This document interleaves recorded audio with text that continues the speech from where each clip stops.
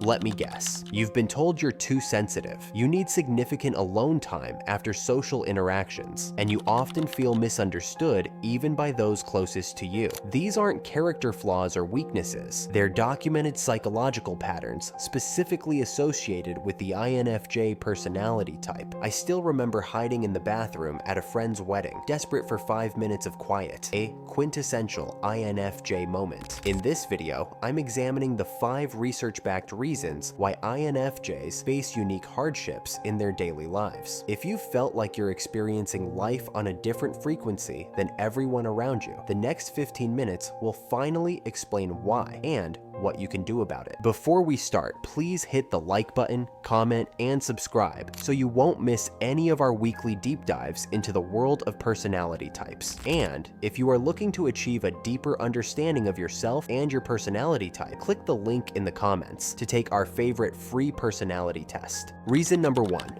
understanding the rarity of INFJs, the paradox of being uncommon. Have you ever wondered why it feels like you're speaking a language only a few understand? Let's put this in perspective. INFJs comprise less than 1% of the global population. That's extraordinarily uncommon. This statistical reality creates the first major challenge that INFJs face. Given this rarity, it's not surprising that society wasn't designed with your operating system in mind. Our educational institutions reward quick verbal responses and outward demonstration of knowledge, while your processing happens internally, deeply, and often needs time to crystallize. Workplace environments frequently value immediate action over thoughtful consideration, placing INFJs at an immediate disadvantage despite their valuable insights. Reason number 1, why INFJs have difficult lives. Their dominant cognitive function, introverted intuition, operates in a fundamentally different way than most people's minds. While others process information sequentially or focus on concrete details, your mind automatically searches for underlying patterns and meanings. You're constantly processing the why behind everything, often reaching conclusions that seem to materialize from nowhere to others. As an INFJ, you're operating with software that is different from most of the population. When you walk into a room, you don't just see people talking, you perceive the tensions and emotional undercurrents that others miss entirely. You intuitively understand complex systems without being able to explain precisely how you know, which can leave you struggling to communicate your insights to others. This ability to see beyond the surface is the source of significant hardship. The paradox is apparent. The very cognitive functions that give you insight and depth are the same ones that create alienation. Your pattern recognition makes predictable routines feel meaningless. Your intuitive leaps make it challenging to explain your thought process to others who need every step outlined. Many of your struggles stem from navigating systems and social structures that weren't designed for your cognitive wiring. It's like being left-handed in a world built exclusively for right-handed people, possible to adapt, but requiring constant additional effort that others don't have to expend. Reason number 2,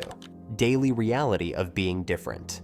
The constant translation burden. That constant additional effort takes a particularly exhausting form in everyday social interactions. While most people simply hear what's said, you're simultaneously decoding facial micro-expressions, sensing emotional undercurrents, and processing multiple layers of meaning before you can even formulate a response. This isn't overthinking. It's a neurological translation burden hardwired into your cognitive functions. Imagine this scenario.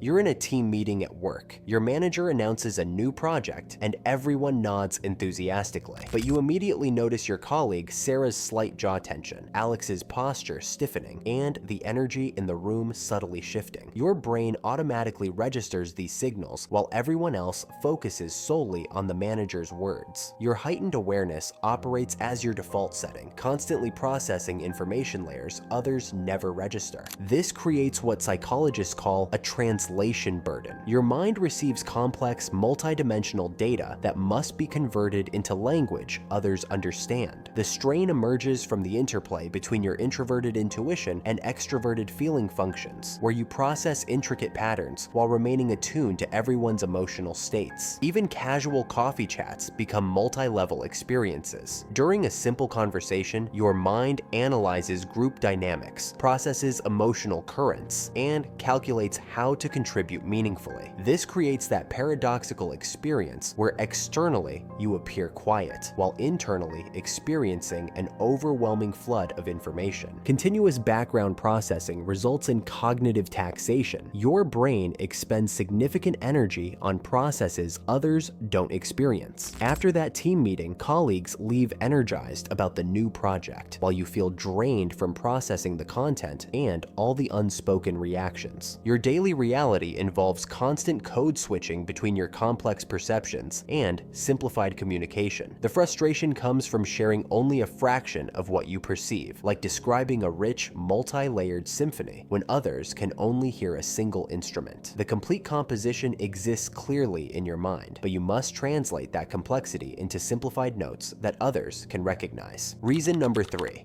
emotional sponge effect. The burden of absorbing others' feelings. This translation burden becomes even more complex when we consider the neurological reality that INFJs face. While most people can compartmentalize between understanding others' emotions and experiencing their own, your brain's unique wiring creates what scientists call emotional contagion, where the feelings of everyone from close friends to strangers become part of your emotional reality, whether you want them to or not. Reason number 3.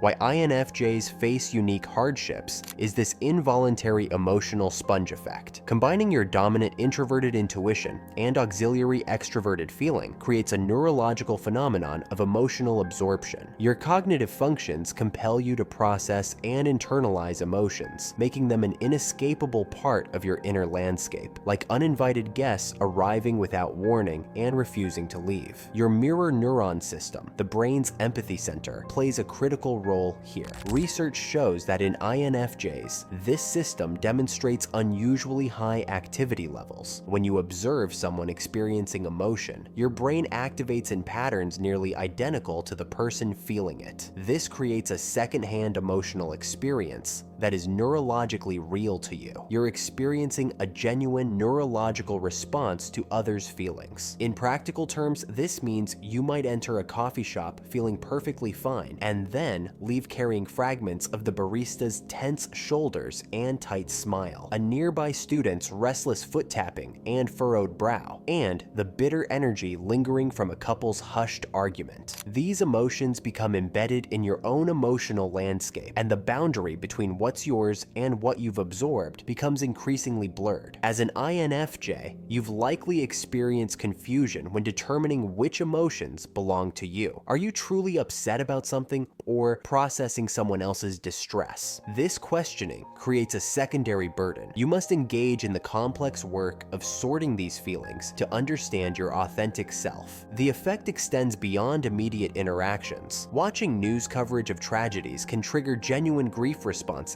Spending time with a depressed friend might leave you battling unexplained sadness for days. The emotional states of partners, family members, and close friends can become so entangled with your own that distinguishing between them requires deliberate effort. Reason number 4, the recovery process.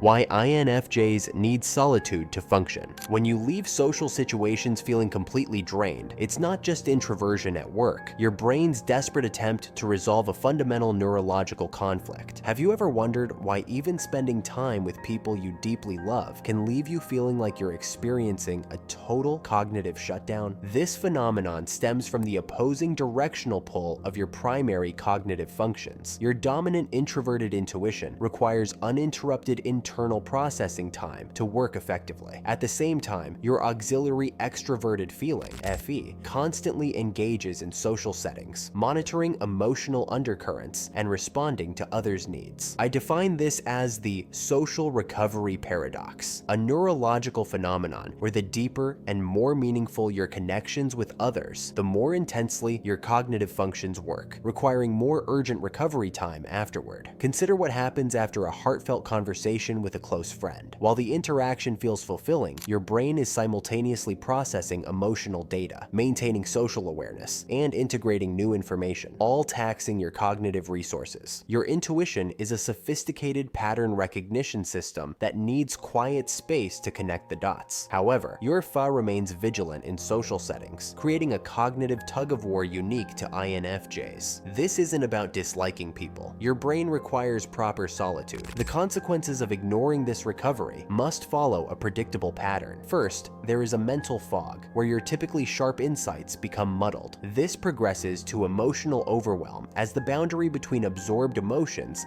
and your feelings blurs. Next, there is a dramatic decrease in your intuitive abilities, the core of your cognitive strength. Eventually, many INFJs experience complete cognitive shutdown, where even fundamental decisions become overwhelming. Now that we understand this neurological necessity, let's explore how to implement recovery periods effectively. By recognizing this recovery process as an essential neurological function rather than a character flaw, you can begin incorporating restorative solitude without guilt or apology. This isn't about being antisocial, it's about honoring the unique wiring of your brain and ensuring your cognitive system can continue to function at its best. Reason number 5. Perfectionism in INFJs.